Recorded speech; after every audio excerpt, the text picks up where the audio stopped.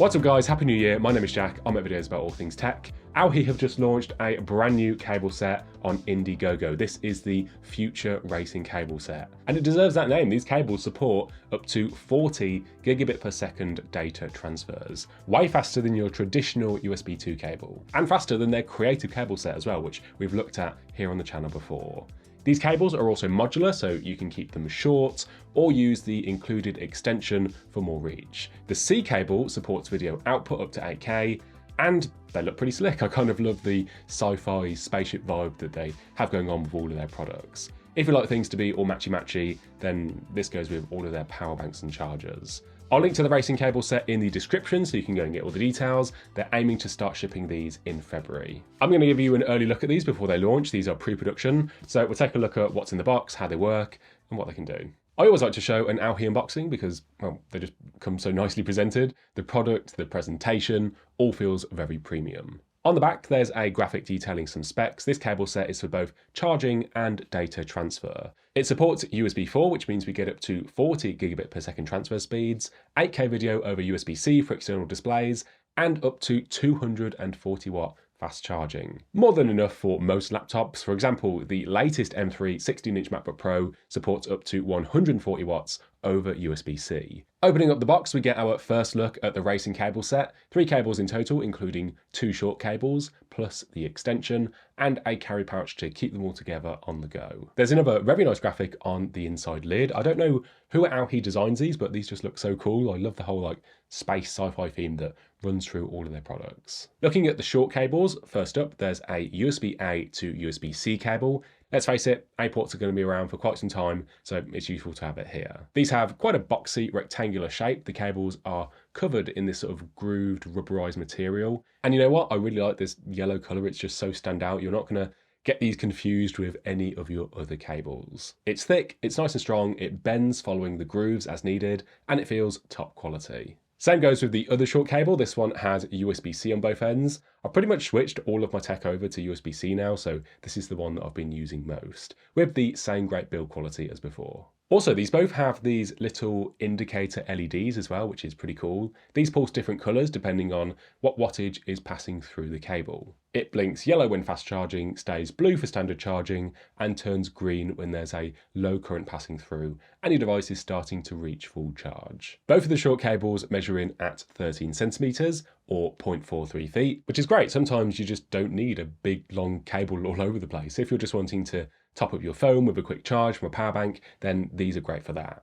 Or if you need to just quickly transfer some files from an external drive. But they are modular, so you can turn either of these into a longer cable using the included extension. This measures in at 87 centimeters, just short of 3 feet, with male and female C connectors on either end. The short cable is attached via the female connector, and now that takes the full length up to 1 meter or 3.3 feet. Long enough for charging from the wall or plugging into an external display, or for data transfers if you need a bit more reach. And that is where the racing cable set stands apart from AOHi's creative cable set that we looked at before.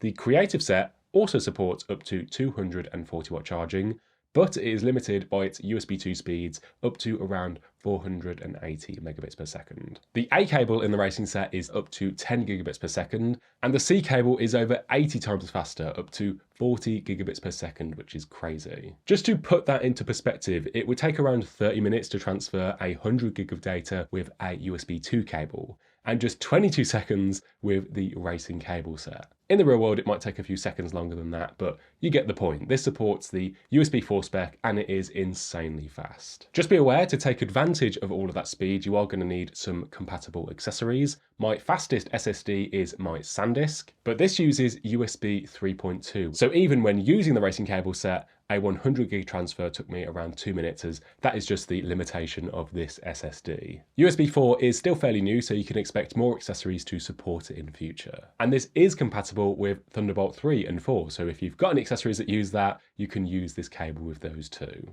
If you've got the new iPhone 15 Pro, the cable in the box doesn't support the new 10 gigabit per second speed that the port does. It is only a charging cable. So it's just not going to be fast enough to record in the new ProRes log format to an external drive. The racing cable is more than capable. In fact, the way that it bends around to the back like that is really useful. I just need someone to make like an SSD mount for the back of the iPhone, and then I can build a little ProRes log shooting rig. And it's super fast at getting those big video files off the phone and onto your computer. The 15 Pro supports up to 10 gigabit per second transfers over USB-C. Now for video, this is another feature missing from the creative set. The racing set can be used to hook up to an external display and support up to 8K resolution at 60 FPS using the USB-C cable. I recently picked up the Apple Studio display, and something that I really want to try this year is using the iPad Pro with Stage Manager with this display. I've hooked up the iPad with the racing cable to give it a go. It feels pretty weird at first seeing the iPad UI on this massive 27-inch screen at 5K resolution, but it works pretty well on first impression. It feels a lot more Mac-like in this setup, especially with the multi-window support through Stage Manager. Let me know in the comments if you want to see a full video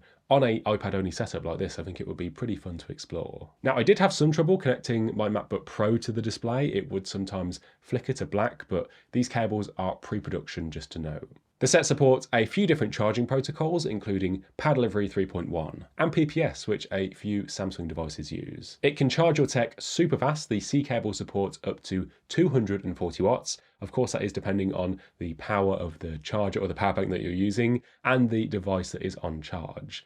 I haven't actually come across anything that needs 240 watts of power yet, so it's safe to say that this is going to be pretty future-proof going forwards. The latest M3 16-inch MacBook Pros charge up to 140 watts. My M1 Max only supports 100 watts over USB-C, which is still quick enough to fast charge it to 50% in a little over 30 minutes with the charger that came with it. If you do need a high-power charger, AOHi does have a few that you can choose from, and I will link to those in the description as well. The A cable is limited to 60 watts, but that is still more than enough for most tech. Just remember to use the C cable for high-power devices like a MacBook or laptop for the fastest charging speeds. One last thing, you also get this little silicone carry case. Like their others, it is squidgy and there's an opening on the one end. All three cables fit inside, so you can chuck this in a backpack and take this with you on the go and have both of the A and the C cables as needed, with the extension when you need a bit more reach. Another great cable set from AOHi, the racing set, addresses some of the shortcomings of the creative set,